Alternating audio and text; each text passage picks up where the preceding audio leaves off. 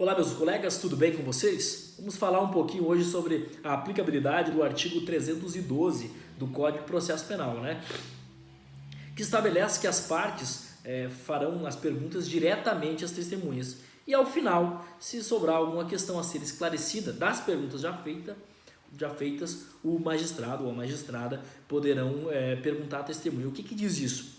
Diz que o juiz não pode iniciar as perguntas para as testemunhas. Ele não pode iniciar a inquirição das testemunhas. Isso incumbe as partes, até porque ouvir testemunhas, depoimento de testemunha, são meios de prova, são produção de prova. Ouvir testemunha é produção de prova, e sendo produção de prova, incumbe as partes produzirem. O juiz não pode produzir prova, porque se ele produz prova, ele fere o sistema acusatório e fere a sua imparcialidade.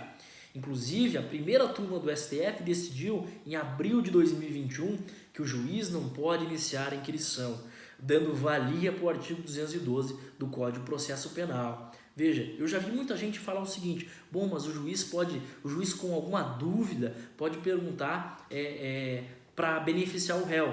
Não. Se o juiz tem dúvida, ele tem que absolver. Quando o juiz, na dúvida, pergunta, é simplesmente com condão, na maioria das vezes, de condenar. Porque se ele tem dúvida, a lei já manda absolver em favor do réu. Dúvida se decide em favor do réu. O nosso famoso indúbio pro réu.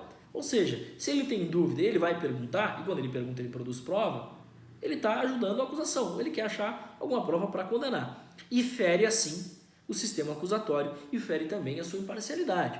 Veja, e ao final, depois de as partes fizerem pergunta, o juiz pode perguntar das perguntas já feitas, para ter esse esclarecimento. Senão, funcionaria basicamente o seguinte: o juiz inicia a pergunta para as testemunhas, ele pergunta tudo o que ele quer, ele produz toda a prova que ele acha necessária, e não raras vezes,